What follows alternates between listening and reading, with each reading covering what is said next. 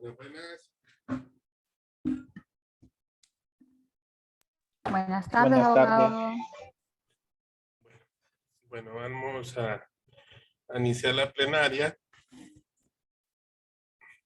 y vamos a hacer algunas preguntitas, ya que recuerden que, bueno, mañana ya tenemos la evaluación, así que ya tenemos que estar como quien dice listo, ¿verdad? Ya vemos menos, más bien, menos de la vez pasada. Bueno, pero no importa, vamos a siempre a desarrollar el tema y después se lo vamos a compartir a los compañeros que están en el chat. Bueno, para hoy, estimadísimos, vamos a tocar otra de las clases que de repente pues ustedes vieron ya al final, que fue parte de la actividad que donde ustedes trabajaron con el mapa conceptual. Ustedes se recuerdan, pues estuvimos trabajando en esa lección con lo que es los tipos de investigación. Pero durante la lección estuvimos reflexionando sobre lo que es la investigación, sobre la importancia de la investigación, los enfoques de investigación y los tipos de investigación. Entonces, vamos a preguntar un poco sobre eso. Entonces, para desarrollar el tema, vamos a hablar un poquito de los enfoques. A ver, ¿qué captaron ustedes sobre los enfoques cuantitativo y cualitativo? A ver,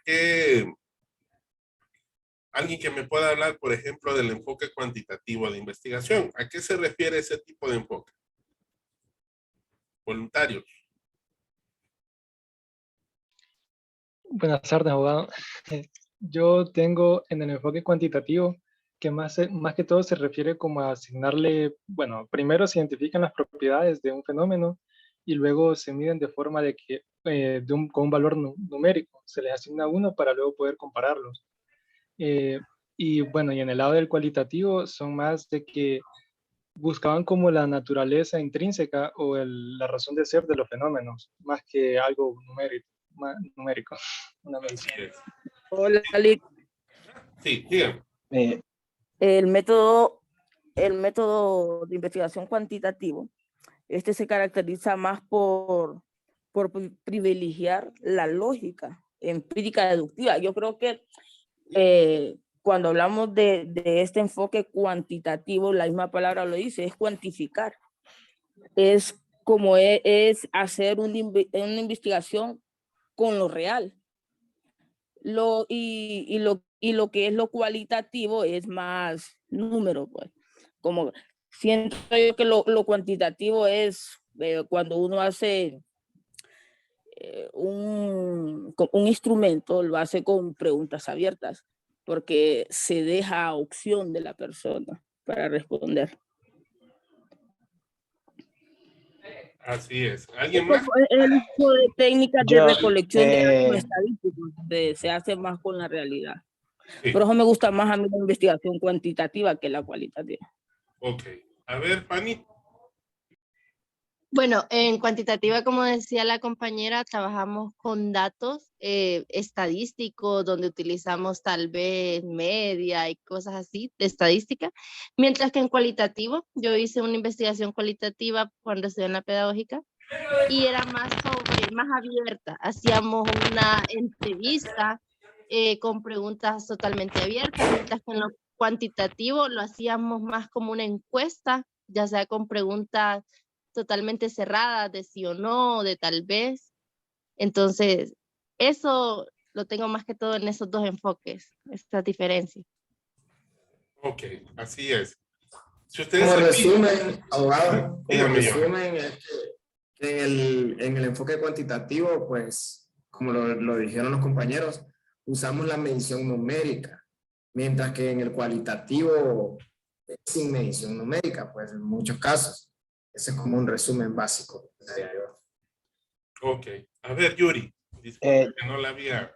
Ok, sí, abogado, yo lo que logré captar es que el enfoque cuantitativo es como más abierto y permite como enfocarse en características de una forma más amplia, porque como decían los compañeros, no da preguntas, por ejemplo, cerradas, sino que más que todo abiertas y busca describir características externas al fenómeno y puede enfocarse no en un solo fenómeno a la vez, sino que en varios. Y además, la cualitativa busca el estudio a fondo de los fenómenos, es como algo más específico la cualitativa. Esa creo yo que es como la diferencia principal y pues de ahí también eso determina el tipo de instrumentos que pueden utilizarse para el estudio de estos. La cualitativa está más enfocada a las investigaciones de tipo social, según leí. Ok, está muy bien. Bien lo dijeron todos y cada uno de ustedes. Si ustedes se fijaron al final, son dos tipos de enfoques, ¿verdad? De investigación. Algunos me he percatado que tienen cierta experiencia, cuando de repente, pues, dentro de sus trabajos, dentro del desarrollo de alguna actividad en donde ustedes han desarrollado, pues han trabajado con ambos enfoques de investigación. Al final, ustedes se percataron que había un pequeño cuadro en donde estaban las diferencias entre uno y otro. Cuando hablamos de cualidades, no sé si ustedes se han percatado, es como cuando usted observa un objeto y usted trata de ver algo más puntualmente dentro del objeto y lo desarrolla, por decir así, buscando a fondo la explicación de los fenómenos que se están generando, ¿verdad? Dentro de ese sujeto o dentro de esa entidad o dentro de esa organización, ¿verdad? Que estamos investigando. Se centra de cierta manera en descubrir el sentido y el significado de las acciones sociales. Y como bien lo mencionó Yuri, en este tipo de investigación se aplica mucho a lo que es la investigación social, ¿verdad? Ahora, muchos pueden decir cuál de los dos enfoques de repente a veces se pueden aplicar o si ambos se pueden aplicar en una misma investigación. Si de repente han buscado algún tipo de referencia, pueden encontrar que ambos se pueden poner en práctica dentro de la misma investigación, porque de ahí se desarrolla un tipo de enfoque mixto. Y ahí ustedes pueden leer un poco el texto de Bernal, en la última unidad, habla precisamente, perdón, el texto de Sampieri, Collado y Hernández, el último de los capítulos habla estrictamente de la investigación mixta, ¿verdad? En donde podemos aplicar, por ejemplo, primero un enfoque y posteriormente otro enfoque. En base a nuestra experiencia, una de las investigaciones que se desarrolló así fue precisamente lo que dio como producto a la buena parte de las normas académicas. Les explico. Miren, hace unos años, no les puedo decir con exactitud cuánto, se desarrolló como apoyo por parte de los docentes una investigación en donde teníamos que establecer cuáles eran y cuál es el índice de repitencia que tenían los estudiantes para cada una de nuestras cátedras. Entonces, nos pasaron una pequeña matriz creada en un programa creo que era de Office, pero no me recuerdo cómo se llama este programita. Bueno, ahí sí me recuerdo, les voy a decir. Es uno de los programas que se puede crear una matriz y se puede llenar de información de manera práctica y sencilla y después se comparte para así poder tabular los datos. ¿Qué teníamos que hacer? Nosotros teníamos que identificar que en 5 años, recuerden que en ese tiempo creo que en algún momento dado se desarrollaron los trimestres, si no más recuerdo. Entonces teníamos que identificar en cada una de las cátedras qué estudiantes habían repetido nuestra clase en más de una ocasión. Fíjense que ese estudio fue bien interesante porque habían clases, no les voy a decir ahorita en la cátedra cómo se llamaba, pero por ejemplo, había una cátedra que un estudiante la había repetido en más de 10 ocasiones, aunque no lo crean. ¿Qué implicaba eso precisamente para la universidad y el Estado? Implicaba un costo bastante alto, ¿Por qué? Porque buena parte de esas cátedras se abrían precisamente con el sentido de que quienes la cursaran, pues, pudieran, de cierta manera, pues, aplicar a las mismas y pasar sus clases para continuar con el desarrollo normal de una carrera. Entonces, ¿qué fue lo que pasó? Bueno, por ejemplo, en mi clase, en ese tiempo creo que impartía otras cátedras, no solamente impartía métodos y técnicas, sino que impartía creo que introducción, no, teoría general del Estado y creo que otra clase, no me recuerdo ahorita cuál era. Entonces empezamos a tabular esos datos. Esos datos fueron dentro de un enfoque que nosotros llamamos enfoque cuantitativo. ¿Por qué? Porque ¿cuál era el objetivo precisamente de esa investigación? Identificar muchos casos. Estamos hablando que por cátedra, miren, en aquel tiempo yo llegué a tener secciones de hasta de 120 estudiantes. Creo que una vez, una cátedra, no en ese periodo, pero de tiempo, pero sí llegué a tener 300 estudiantes. Imagínense, era exagerado, ¿verdad? Era exagerado. O sea, por periodo derecho creo que tenía una matrícula aproximada de más de 10,000 estudiantes. Ahora ustedes pueden ver y no llega ni siquiera a los 2,000, ¿verdad? Aproximadamente creo que anda por periodo por un poco más de 1,800, 1,900 estudiantes, ¿verdad? Eso en Ciudad Universitaria. Entonces, ¿qué buscábamos en ese sentido? Buscar características externas generales. Queríamos sacar qué cosa. Bueno, teníamos que identificar cuáles eran las clases problemáticas de manera estadística. La estadística nos iba a decir, y nos sacó a la luz, ahí en ese entonces se estaba llevando los dos planes de estudios. El plan de viejo que inició en el 76, 1976, y que todavía para ese tiempo se estaba llevando, ya que se estaba dando la oportunidad a varios estudiantes de poder concluir la carrera para poder acoplar el nuevo plan de estudios, que es el actual, con este. Claro, se llegó un tiempo que ya se dejaron impartir clases del plan viejo, entonces quedamos al final con un nuevo plan de estudios, que es este actual. Entonces se identificaron 5 clases problemas para el plan viejo y 5 clases problemas para el plan nuevo. Bueno, aquí viene la segunda etapa de la investigación. ¿Por qué? Porque aquí nos centrábamos en aspectos susceptibles de cuantificar. La segunda parte, ¿en qué consistió? Dentro de cada cátedra, como las identificamos 5 y 5, en cada cátedra identificamos 5 estudiantes a los cuales se les iba a aplicar una entrevista. O sea, aquí vamos a cambiar la técnica de recolección de datos.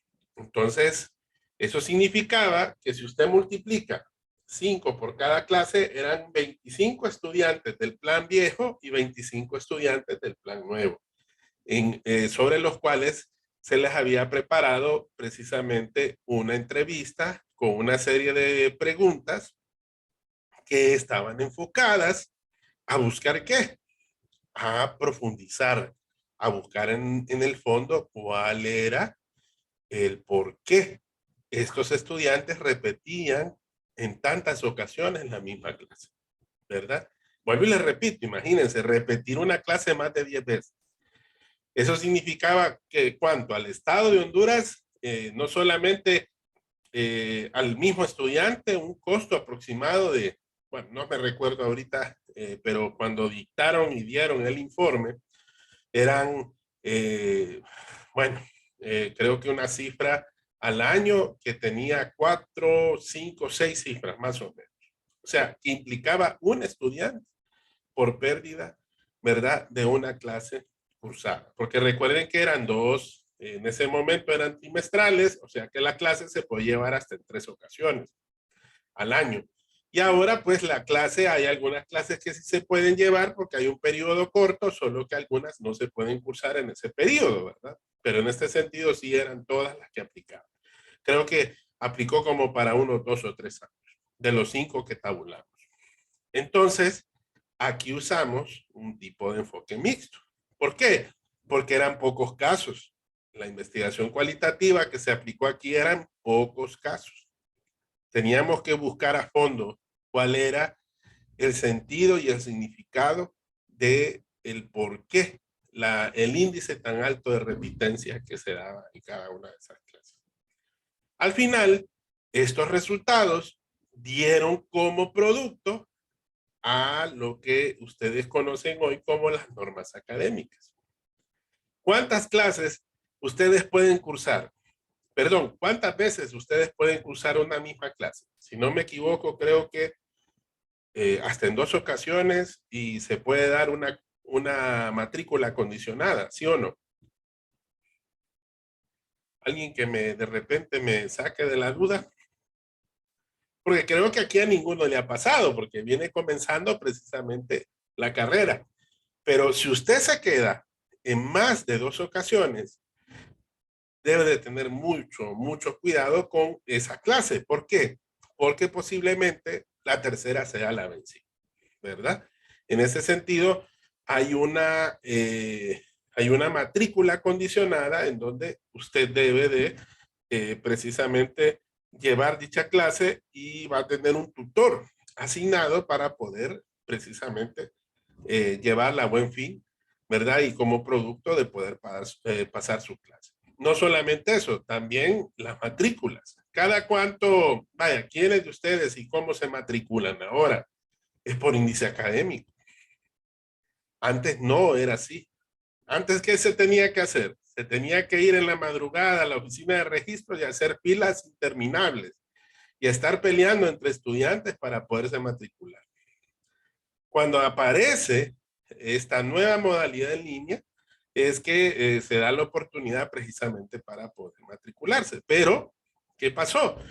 O sea, ya la educación no era exclusiva para todos. Si ustedes se fijan, ahora, ¿quiénes son los que pueden llevar, por ejemplo, la carrera de Derecho? Son muy pocos. Antes, ahora surge ¿qué? Surge el examen de admisión, ¿verdad? Para poder usted llevar Derecho, tiene que tener uno de los índices más altos, ¿verdad? Para poder aplicar precisamente Derecho. Y a otras carreras como ingenierías, como medicina, etcétera, etcétera. Entonces, esa investigación sacó y dio lugar precisamente a estos productos que ustedes pues lo evidencian precisamente en la actualidad. A veces podemos identificar algunas características, ustedes algunas de ellas ya las mencionaron. Hablaron, por ejemplo, en el enfoque cuantitativo. Generalmente cuando se plantea, lo primero que se plantea es un problema. Y hay que delimitarlo, hay que concretarlo. Eso es lo que van a hacer en la segunda unidad desde el inicio. Por eso vamos a irnos por el enfoque cuantitativo. Cuando ya usted plantee un problema, entonces usted tiene que construir o tiene que redactar una posible solución al problema en concreto o a la situación de la cual usted quiere investigar. Así es como nosotros tenemos que a la par construir un marco teórico para poder enriquecer dicha investigación. Y en ese sentido, ahí hablamos de revisar una literatura. Esa es otra característica del enfoque cuantitativo, ¿verdad? Hay que analizar, hay que colectarlos, hay que medir las variables, hay que ver la relación entre variables, hay que ver los procedimientos, que generalmente son procedimientos estandarizados y que son parte de la comunidad científica. Se hace mediante medición de números, porque ustedes mismos lo dijeron, estadística, ¿verdad? Y en ese sentido, cuando nosotros, pues de cierta manera, queremos sacar o interpretar esos resultados dentro de los análisis cuantitativos, debe de existir la posibilidad de poder ver cuáles son dichas conclusiones basadas de los resultados que fueron entregados dentro de dentro del proceso de experimentación mediante lo que es precisamente la formulación de dichas hipótesis, ¿verdad? Etcétera, etcétera. Esas son las características del cuantitativo. En el cualitativo, aquí ya vemos que es un poco más complejo, pero no es que sea complejo en relación al otro, al cuantitativo, no. Vemos que es complejo en el sentido de que en cuanto al desarrollo de cada uno de los pasos, la gran ventaja que tiene este es que a diferencia del anterior, en el cuantitativo tiene que ser paso a paso. Paso 1, plantear el problema. Paso 2, plantear las hipótesis. Paso 3, o paso 4, porque dentro del problema está la observación. Paso 4, comprobar hipótesis. Paso 5, comprobar las teorías. Paso 6, comprobar y definitivamente extraer lo que son las leyes. Aquí en el cualitativo es un proceso circular. ¿Por qué? Porque aquí es cierto, el investigador se planteó un problema, pero no establece o no se establece un proceso claramente definido. Por ejemplo, si usted de repente, ¿verdad? Dentro de los objetivos o dentro de los elementos del enfoque que usted quiere precisamente brindar y usted quiere regresar a un paso previo, en el cualitativo lo puede hacer. Pero en el cuantitativo, ¿qué pasa? Si ustedes se recuerdan, cuando vimos que una hipótesis es falsa, tenemos que regresar al primer paso, que es plantear nuevamente el problema de investigación. Pero aquí no, aquí podemos regresar al paso previo, o podemos ir al paso 3, o podemos ir al paso 2, y así en lo sucesivo. Porque de esa manera podemos encontrar, ¿verdad?, una respuesta que a grosso modo nos puede dar dentro del mismo enfoque cualitativo.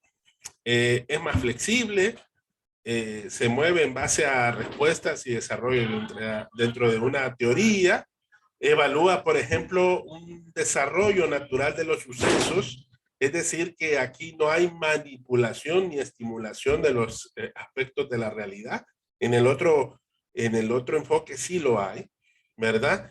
O sea, al hablar de realidad en el enfoque cualitativo es a través de interpretaciones de los que participan y es en base a sus propias realidades, ¿verdad? Y que se van modificando de acuerdo a cómo va transcurriendo el estudio y generándose los datos, ¿verdad? Y de dónde provienen precisamente esos datos. Bueno, esos son los dos enfoques para efectos de la evaluación. Posiblemente ustedes ahí van a tener que profundizar, identificar qué características son del enfoque cuantitativo y qué características son del enfoque cualitativo, ¿verdad? Eso como para poder definirlo de una mejor manera. Ahora, ¿cuál de los dos enfoques es mejor? A ver, eso ya es una respuesta un poquito más abierta. ¿Qué piensan ustedes? ¿Es mejor el cuantitativo o es mejor el cualitativo? Para mí el cualitativo. Ajá, ¿por qué? Porque uno siempre se va a la realidad. Uh-huh. Y el cuantitativo es más, hasta de un documento se puede sacar la investigación, pero cuando es el cualitativo es una investigación abierta. Uno tiene que buscar en verdad el grupo donde quiere realizar la investigación y puede aplicar ahí el instrumento. Sí. Y ojo, a veces, Indira, si de repente se ocupa algo que es necesariamente estadístico dentro de ese tipo de investigación, ¿verdad? No necesariamente va a utilizar el enfoque cualitativo. A veces también va de acuerdo al tipo de investigación que usted va a desarrollar, ¿verdad? En otras palabras, a veces cada enfoque es valioso en relación a las características que tiene y al tipo de investigación que usted está aplicando. Por ejemplo, en el caso de los casos que usted mencionó, aplica más el cualitativo.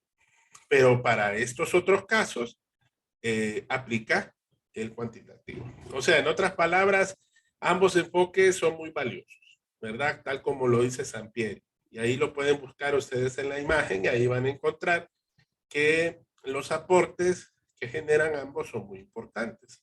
Uno es más general, es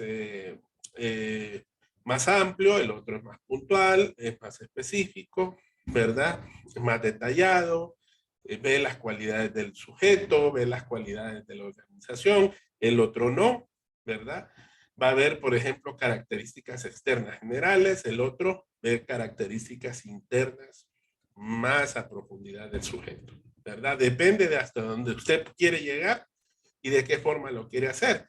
Porque también muchas veces depende de la cantidad de casos que usted va a analizar, porque recuerden que muchas veces analizar a profundidad a 50, 100, 150, 200, 250 personas no es igual, se lleva mucho más tiempo, ¿verdad? Entonces a veces como que hay que depurar un poco más ese tipo de investigación y va dependiendo dentro de cada una de ellas poderlas poner en práctica, ¿verdad?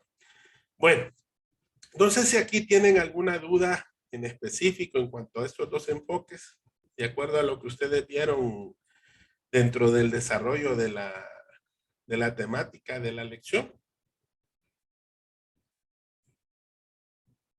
¿No? Ok, bueno. Ahora, estimadísimos, vamos a ver otro tema que es sobre lo mismo que estuvimos desarrollando. Disculpe, Ajá, dígame. fíjese que me está fallando el internet. Voy a salir y voy a volver a ingresar porque no los veo. Ok, Para que me vuelva a aceptar, por muchas gracias. está bien, listo. Ahora vamos a ver otro temita que es dentro de los mismos tipos de investigación. ¿Por qué incorporé los tipos de investigación acá? Fíjese que a mí me interesaba que ustedes vieran cómo se desarrollan de acuerdo a cada uno de los temas que ustedes van a definir, de acuerdo a los planteamientos que ustedes van a desarrollar, que se pueden dar diferentes tipos de investigaciones. Esta parte del proceso no se lleva a cabo aquí, se lleva a cabo después, creo que antes de la etapa de experimentación, cuando vamos a identificar qué tipo de investigación es el que vamos a determinar. Ustedes identificaron más o menos, si no más recuerdo, 9 tipos de investigación.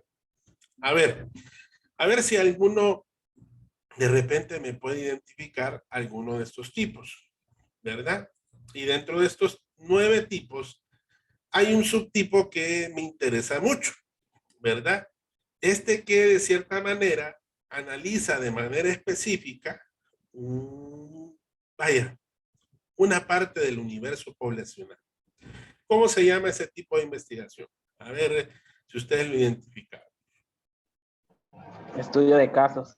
Así es. Si ustedes se fijan, el estudio de casos es muy común dentro del desarrollo, por ejemplo, si hablamos del derecho, de lo que es el derecho anglosajón en Estados Unidos. Porque allá realmente se aprende derecho a partir del estudio de casos, ¿verdad? Porque recuerden que allá un abogado contesta al juez o contesta a la otra parte basado en otra situación muy parecida o igual para poder así defender a su cliente. El estudio de casos se utiliza mucho en ese sentido. Ahora, aquí estamos hablando que es en tipo de investigación. A ver, otra, analiza la información, pero lo que analizamos está registrado, ¿verdad? Está registrado en algún tipo de material en donde nosotros lo que investigamos es sobre el tema objeto del estudio. A ver, ¿qué tipo de investigación? La investigación documental, abogado. Así es. Por eso dice registro. Ahí está la palabra clave, miren. La investigación va en base a los registros que nosotros hagamos dentro de los documentos, ¿verdad? Nosotros como abogados, cuando nos toca investigar, por ejemplo, casos concretos, vamos a utilizar mucho este tipo de investigación, ¿verdad? Donde vamos a ir a investigar documentos, escrituras públicas, expedientes, etcétera, etcétera, ¿verdad? Porque es un tipo de investigación documental en base al objeto del estudio que nosotros estamos desarrollando. Bueno, a ver otra. Medimos medimos el grado de relación que puede existir entre algunas variables en una población que estudiamos. ¿Cómo se llama ese tipo de investigación? La investigación Son correlacional. correlacionadas. Correlacional. De ahí parta, miren la palabra clave dice relación, ¿verdad? Entre variables. Por eso es correlacional. Vaya, y la que mide los rasgos, las cualidades, los atributos de una población objeto de estudio, ¿cuál será? Descriptiva. La descriptiva, así es. Bueno, y ahí podemos ver otras, como puede ser la histórica, que se utiliza mucho también dentro de lo que es el derecho, porque analizamos eventos del pasado, los relacionamos con el presente, y al final lo que tratamos de ver es cómo va a ser ese futuro, ¿verdad? Tenemos también la seccional, la longitudinal, la experimental, que es otra de las más comunes también, y si no me falta una, la explicativa, que es causa y efecto. Da las razones por qué los fenómenos en cuestión. Y ahí los estudiamos, ¿verdad? Bueno, en esa parte, estimadísimos, pudimos nosotros ver casi en totalidad lo que es el contenido que nosotros vamos a profundizar dentro del mismo, ¿verdad? No sé si ustedes tienen alguna duda en específico sobre alguna parte del contenido de esta primera unidad.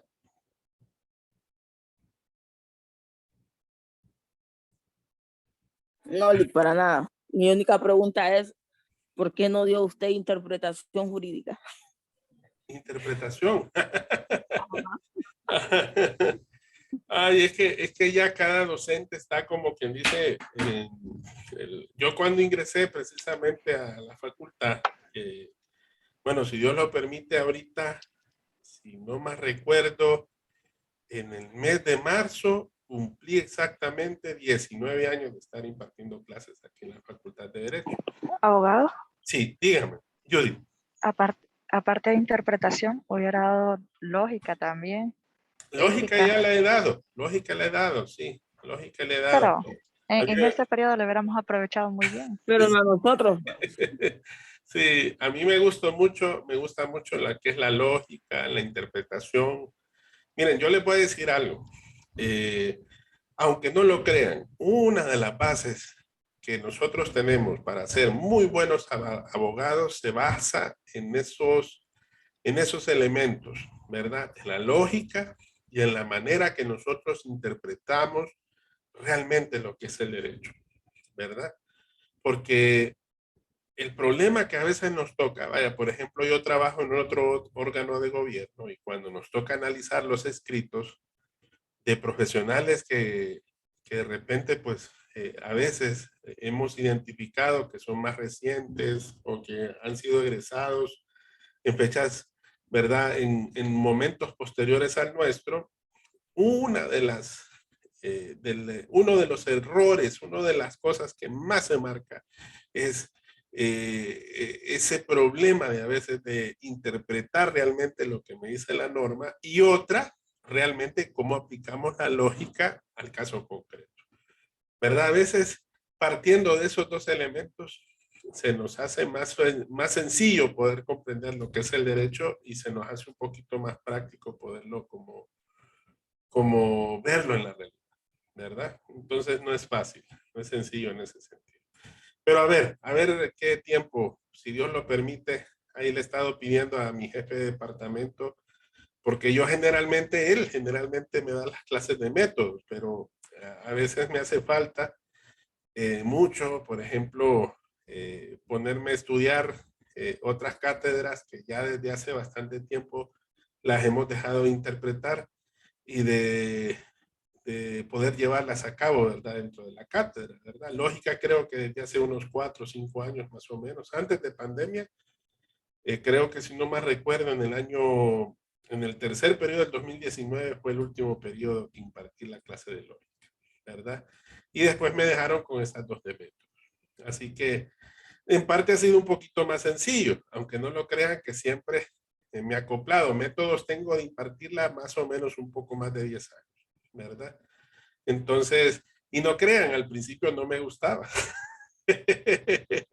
No me gustaba, yo le he agarrado un poquito de gusto, ¿verdad? Y he tratado pues darle un poquito más de sentido y un sentido más práctico para que el estudiante pues le agarre más el gusto a las clases. A veces no es fácil, no es sencillo. Imagínense aquí, de la forma que es virtual, no digamos de manera presencial, ¿verdad? Que sería lo ideal. Bueno.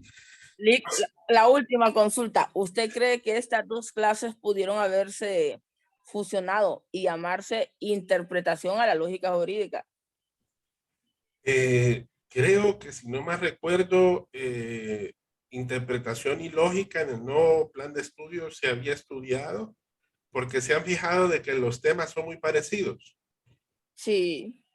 Casi se mira lo mismo. Interpretar. Sí. Sí, así es.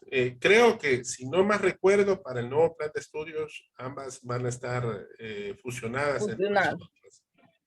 Sí, qué mala suerte. Sí, Así sí, es. debería llamar interpretación a la lógica jurídica y para bueno. Así es. Bueno, no sé si de repente tienen alguna otra duda del contenido. Recuerden que mañana el examen va, bueno, eso sí tengo que explicárselos. Les voy a compartir aquí la pantalla para que lo podamos ver. Aquí está. Mañana, si Dios lo permite, bueno, usted va a entrar aquí a la unidad 1, clase 3, y aquí se va a ir al examen de unidad. El examen de unidad va a empezar a las 5 de la tarde, ¿ok? Y va a terminar hasta las 9 de la noche. Recuerden, los contenidos son los que yo les suministré en el video que yo les compartí. ¿Se recuerdan? Esos son los contenidos que vamos a ver. Es muy importante que usted maneje esos contenidos. Por ejemplo, la investigación que usted hizo, ahí vamos a preguntar algunas de esas cosas, ¿verdad? Sobre lo que es la ley, porque son aspectos que están relacionados a los elementos del derecho como ciencia, ¿verdad? Sobre lo que es las fuentes formales del derecho, ¿verdad? El fin precisamente del derecho. La ley como fuente principal y las fuentes subsidiarias, que recuerden que yo les mando a investigar. Tienen que comprender lo que es la analogía, lo que son los principios generales del derecho, el negocio jurídico, ¿verdad? Que son algunos de los aspectos que ahí también de repente pues les va a salir alguna pregunta que va a ser para que ustedes identifiquen. Las respuestas están en el mismo examen, ¿ok? Usted nada más tiene que haber estudiado muy bien los contenidos y usted ahí lo va a identificar. Por eso, si ustedes se fijan, tal como está aquí, lo que va a contener son este tipo de preguntas, tipo opción múltiple o opción única. Fíjense que cuando diga opción múltiple, son más de una que usted debe de escoger, ¿ok? Fíjese. Por eso puede ser opción única o puede ser opción múltiple, ¿verdad? Verdadero y falso no se justifica, ¿ok? No le pido una justificación. Usted solamente tiene que identificar si es verdadero o si es falso. También emparejamiento. Vuelvo y le repito. Ahí está la afirmación y usted nada más tiene que cuadrar cuáles son las respuestas que está para cada una de las preguntas, ¿verdad? El banco de preguntas va más o menos en razón de un porcentaje entre cada pregunta entre 2 a 3%. Y algunas preguntas tienen el valor de 4%. Por eso les doy suficiente tiempo. Cuando usted inicie el examen, yo les doy 50 minutos, ¿verdad? Es un solo intento, ¿ok? Por eso les doy tiempo suficiente para poder ingresar. Sí les suplico que no ingrese, por ejemplo, faltando 15 minutos para las 9, porque solo va a tener 15 minutos. La opción es desde esta hora hasta esta hora.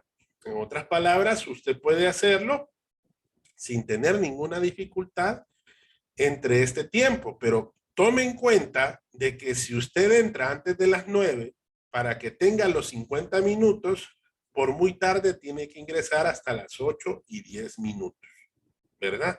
Porque recuerde que el examen, si se queda más tiempo, lo más que usted puede estar son 50 minutos exactamente, ¿verdad? No se le vaya olvidar en ese sentido. Es mañana viernes. Entre este tiempo usted puede ingresar a cualquier hora, con la excepción que le dije ahorita, ¿verdad? Aquí, en ese sentido, yo voy a estar pendiente entre las 5 y las 9 de la noche en casa. Ahorita todavía no he terminado mi tiempo de recuperación, todavía estoy en casa.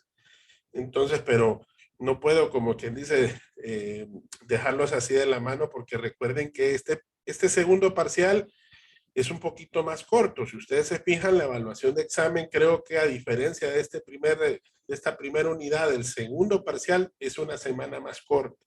Entonces, tenemos que comenzar exactamente el día lunes, ¿verdad? La segunda unidad. Yo voy a disponer para ustedes la segunda unidad a partir del día sábado, ¿verdad? Recuerden que ustedes van a tener tiempo para culminar cualquier actividad hasta el día domingo. ¿Se recuerdan que yo les prometí eso? No se les vaya a olvidar. En otras palabras, van a tener el fin de semana para poder participar en los foros, sea el foro de la unidad de la clase 1, sea el foro de la clase que está en la clase 3, ¿verdad? Recuerden que el de la clase 3 es un repaso del 2, de la clase 2 y 3, y el foro de la clase 1 es un repaso de la clase número 1, que es la que es un poquito más amplia en comparación a las otras dos clases, ¿verdad? Así que yo les deseo el mayor de los éxitos. No les deseo suerte, porque para mí la suerte es para los incautos, ¿verdad? Es para el que enchute. Éxitos es para el que estudia, es para el que se prepara, ¿verdad? Así que por eso no sé si algunos les han dicho así, suerte en el examen, es como para enchutar, sí o sí. Si es verdadero y falso, ¿cuál de las dos enchuta? No, es éxitos para el que se prepara, para el que estudia, ¿verdad? Así que les deseo muchos éxitos y ojalá pues salgan muy bien. Para los que hicieron el examen en la clase de las 7 de la noche les fue bastante bien. Yo espero que de igual manera ustedes pues salgan muy bien en este examen de esta primera unidad, ¿verdad? Así que esténse pendientes. Cualquier duda y voy a estar ahí con mi teléfono del WhatsApp, ¿verdad? Para cualquier pregunta que no sea del examen, ¿verdad? Ojo, pregunta en el sentido de que si tiene alguna eventualidad o alguna situación o caso de fuerza mayor. Recuerde que usted puede reponer este examen, ¿ok? Ese es su derecho. La reposición es un derecho. Si usted no puede hacer su examen por cualquier caso de fuerza mayor, esta primera unidad, si mañana de repente, pues por cuestiones de trabajo, tiene alguna dificultad o algo así, usted nada más me escribe, me dice, abogado, mire que tuve este problema, no lo voy a hacer hoy. Entonces no se preocupe, recuerde que tiene el derecho para poder reponerlo después de los 3 exámenes. Pero ojo, recuerden que solamente se puede reponer uno de los 3 exámenes, ¿verdad? No se puede reponer 2, ¿verdad? Solo se puede reponer uno. Se pueden reponer otros si es en el caso de que sacó una nota más baja. Ahí es distinto, ¿verdad? Ahí sí es distinto. En ese sentido, la norma académica es bien clara, ¿verdad? Entonces, bueno, nos vemos mañana y cualquier cosa que tengamos pendiente, ustedes me avisan. ¿Ok? Lick, la última consulta. Díganme. Fíjese que yo hace poco hice un examen en una clase X y solo nos dieron 25 minutos para hacer un examen parecido al cual usted está poniendo. Sí. ¿Cree que eso fue pedagógico haber hecho eso? Otra consulta, no nos explicó de la manera así como usted nos dijo que nos da una hora de 5 a 9, que podríamos utilizar cualquier tipo de esa hora. No, mira que cuando yo quiero ingresar, dije yo, bueno, voy a cenar, dije yo, lo voy a hacer a las 7:30, porque me están dando 25 minutos. Sí. Pero no explicó que solo era de 7 en punto a 7:25. Entonces, cuando yo digo ingresar a la dicha prueba, veo que ya está culminando, pues solo faltaban 2 minutos. Sí. O sea, digo, no sé si eso es pedagógico lógico que estén haciendo exámenes en 25 minutos, cuando hay tanta tema y tanta lectura. Sí, en mi caso no. Bueno, yo sé que hay docentes que les dicen hacer en 1 hora, ¿se han fijado? Si la hora de clases es a las 7, creo que les abren la mayoría de 7 a 8, de 9, bueno, clases creo que a las 9 no hay. En derecho creo que las últimas clases son de 8 a 9. Entonces, en mi caso yo lo he dejado abierto, ¿saben por qué? Porque yo tengo una especialidad en derecho informático, perdón, en espacios virtuales de aprendizaje. Entonces, como usted bien lo dijo, Indira, es antipedagógico en este sentido, a veces dejar tan corto tiempo. Recuerden que la intención de la educación virtual es que se genere un conocimiento y un aprendizaje, ¿verdad? Y que podamos asimilar las enseñanzas, porque no trabajamos de la misma manera presencial, ¿verdad? Se han fijado que por eso las preguntas tienen tiempo. ¿Por qué? Porque tiene que dársele la oportunidad de una manera prudencial de poder responder precisamente cada una de las evaluaciones. Vaya, ¿cómo lo hago yo? Generalmente yo hago una evaluación, yo casi siempre en responder cada una de las preguntas me tardo entre 10 a 15 segundos. Le aplico la regla de 3. Entonces, generalmente, si me tardo unos 50 segundos, entonces la pregunta la promedio aproximadamente entre 2 a 3 minutos, para que así lo pueda responder precisamente el estudiante. Si son 10 preguntas, lo lógico es que en 30 preguntas sea un examen de 30 minutos, sí o sí, ¿verdad? Pero en este caso, le damos un poquito más de tiempo para que así de esa forma ustedes puedan responder. Generalmente mis exámenes no bajan a lo mucho de 45 minutos, ¿verdad? Para poder hacer el tiempo. Casi siempre les doy entre 50 a 1 hora, ¿verdad? Para poderlo responder. Porque tampoco son exámenes muy largos, ¿verdad? Sí, sí, porque el examen que nos pusieron a nosotros eran 20 preguntas y 25 minutos. Sí. Pero bueno, ya sabes. Abogado, es que no sé si es a lo que se refiere la compañera Indira, es que el periodo pasado a mí me sucedió algo similar.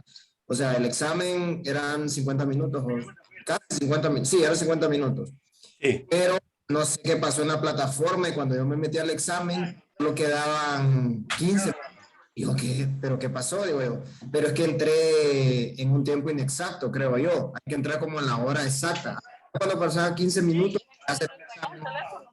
Pero yo pienso que hay que entrar en horas como vaya, usted lo puso de 5 a 9, hay que entrar o de 5 a 6, de 6 a 7 o de 7 a 8 para no tener el problema, pues no entrar a las 6:45, por ejemplo, 7:45, pensaría yo, mejor entrar a una hora exacta y no van a tener ningún problema. Sí. En la plataforma. Sí, por eso les digo que para que ustedes no tengan ningún inconveniente, pueden entrar hasta las 8 de la noche, ¿verdad? Porque recuerde que le van, una vez que entre el examen, tiene 50 minutos para poder llevarlo a cabo. No van a poder obtener el resultado del examen sino hasta que termine la actividad. La actividad termina exactamente a las 9. Entonces, yo siempre posteo en el chat que ya a las 9 en punto, ustedes ya pueden ingresar al campus para poder hacer la revisión de su examen, ¿verdad? Antes no se puede ver. Tiene que ser hasta que termine la actividad, para que lo tomen en cuenta, porque la mayoría de veces me preguntan, abogado, ¿y qué pasó que no tengo los resultados? Eso se hace porque recuerden de que dure el examen, yo sé que siempre existe la buena fe, pero también existe la mala fe, ¿verdad? Entonces alguien puede compartir una de las respuestas con el resto de sus compañeros. Entonces, por eso la revisión del examen se hace hasta que finalice la actividad, que es a las 9 de la noche, ¿verdad? Entonces, ténganlo presente. Yo siempre en el chat les voy a poner eso mañana para que lo tengan pendiente, ¿verdad? Bueno, nos vemos mañana, pero en el examen. Vamos a estar espiritualmente. Y esténse pendientes, ¿verdad? Y ojalá que les vaya muy bien. El fin de semana ahí les dispongo la segunda unidad y los que quieran terminar todas las actividades lo pueden hacer hasta el día domingo. ¿Ok? La próxima semana va a ser para los resultados, así que esténse pendientes porque todavía no he terminado de revisar algunos trabajos, pero ya ustedes ya a partir de mañana, después de las 9, van a saber cuál es su nota de su examen, ¿verdad? De la primera unidad. Bueno, listo, nos vemos. Feliz tarde. Feliz tarde, abogado. Gracias.